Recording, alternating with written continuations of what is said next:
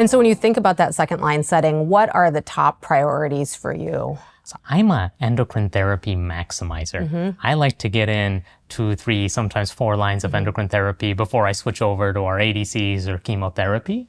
And so I think we all pay so much attention to what do we think the disease status is in terms of, will another line of endocrine therapy offer benefit, or is now the time to pivot? So that's usually kind of my first branch point. And I'd say pretty small minority of the time do I not offer a second line endocrine therapy option. And then it's kind of how long was the benefit on first line, and what are the biomarkers originally? And as we are serially doing ctDNA to look for emergent resistant biomarkers, he's looking at the current profile to guide that next line.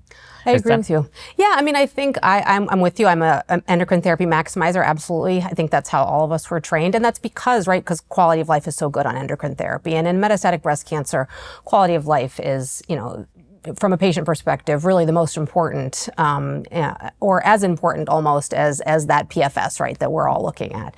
So I think, to me, I maximize endocrine therapy because quality of life tends to be better for patients during that phase of their treatment.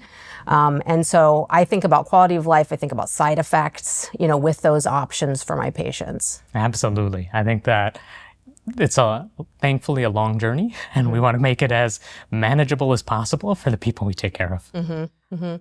So in terms of other, you said, and I agree, we are endocrine therapy maximizers, right? What are the patients where you wouldn't feel like that was the right thing to do? Yeah, I think it's the ones where we're seeing progression within 6 months of a CDK4/6 inhibitor, or there's early recurrence during a CDK4/6 inhibitor and we need a response. It's not often where I'm seeing that happen, but those are the times where we really need a response and you're questioning if endocrine therapy is going to attain that.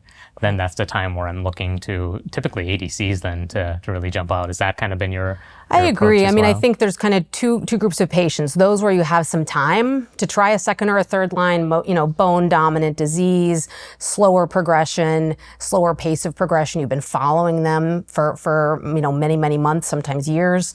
And then there's the group of patients who have a high burden of visceral disease who are going to drop off a cliff if that next line doesn't work, right? So to me, those are really two different groups of patients. And fortunately, most, I think, are in that earlier group. But to me, that's an important decision point.